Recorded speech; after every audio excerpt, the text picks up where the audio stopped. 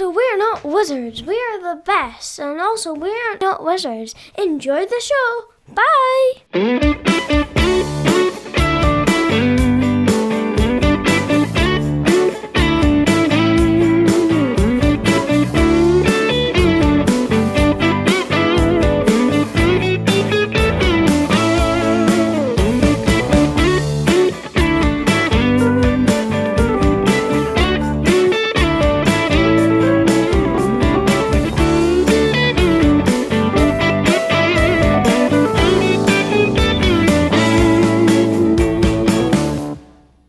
Pocket Paragons card game review, Solis Studios.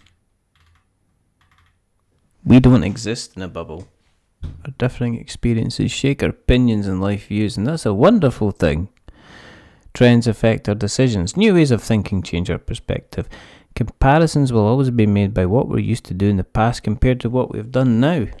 Board games naturally feed off each other, as designers can't help but be subconsciously influenced by what they see, read and play.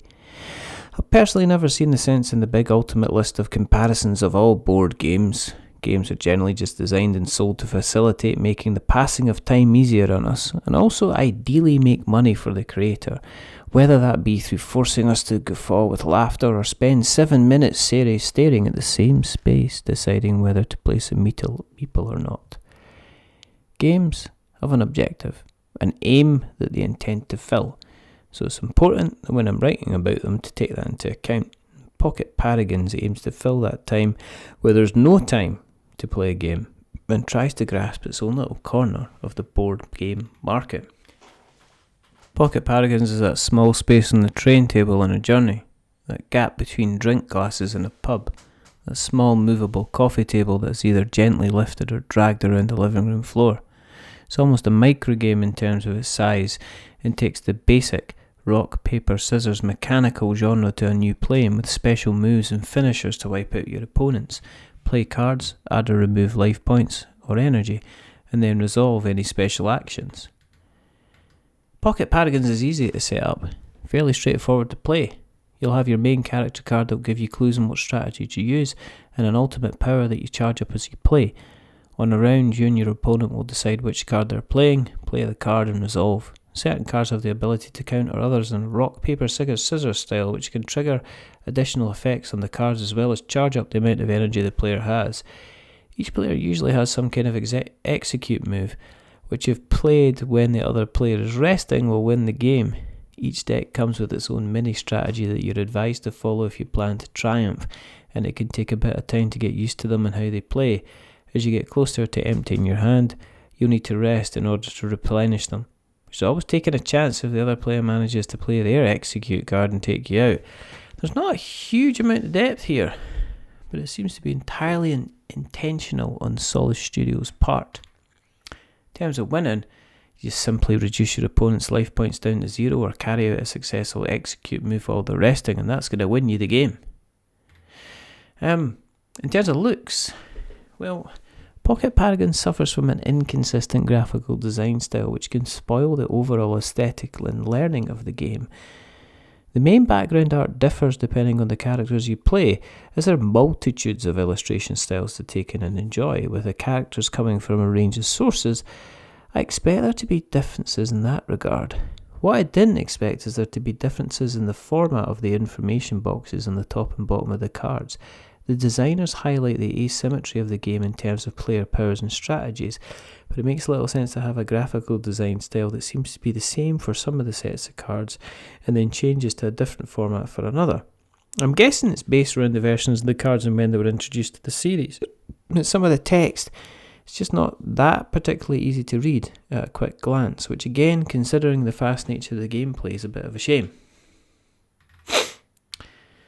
I quote this: "The Pocket Paragons is a quick, deceptively simple game of big spells and big reads." It is. It'll be a lot easier to learn if you put the instructions in the box. The game isn't big enough to warrant an online rulebook, especially when there are already cards in the deck that detail what the icons mean. Considering the amount of information on the Learn to Play page, It's just like an unnecessary barrier to allow people just to get on with things and start slapping down cards. There's a glossary on the site, and it'd be great if this was something that was in the box when you opened it rather than something you need to spend time on a phone to find. Pocket Paragons is all about diving in, as the decks vary considerably between characters, and it's quite fun just to set up several and switch to new decks as soon as the game finishes. With the differences of play on offer, there can be quite a steep learning curve to understand how different character styles work, but it does open up the replay options and increase the replay options of the game overall.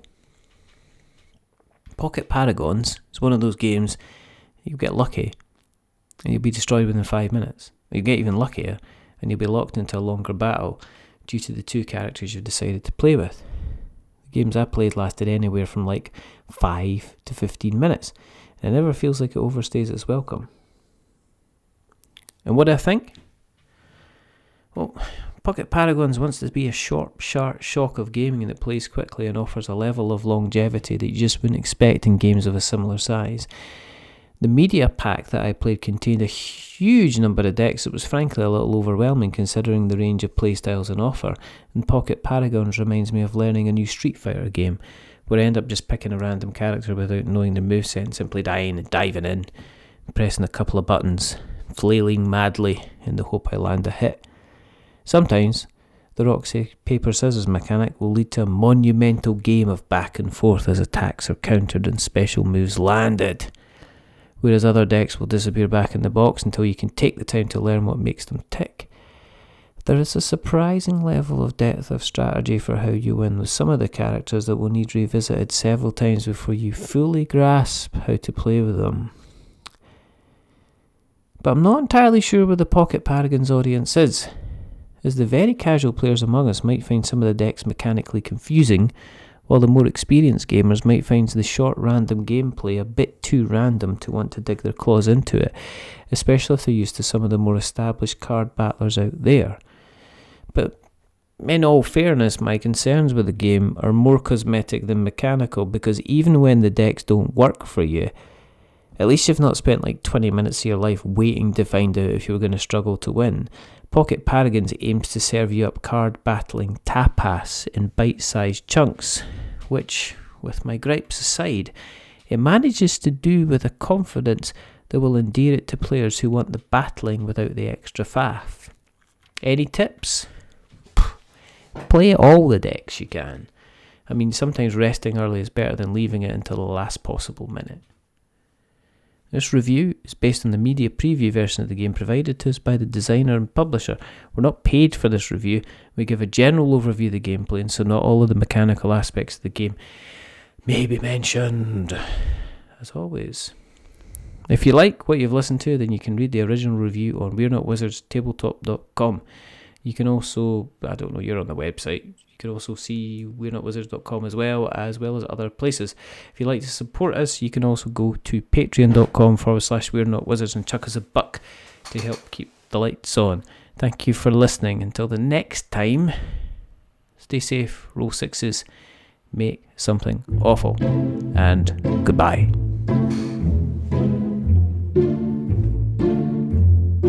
A wizard is never late.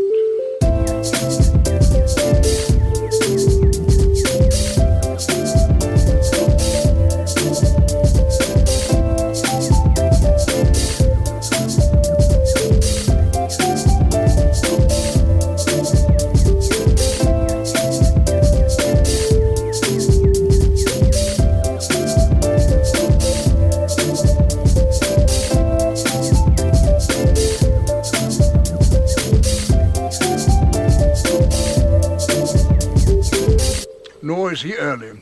He arrives precisely when he means to.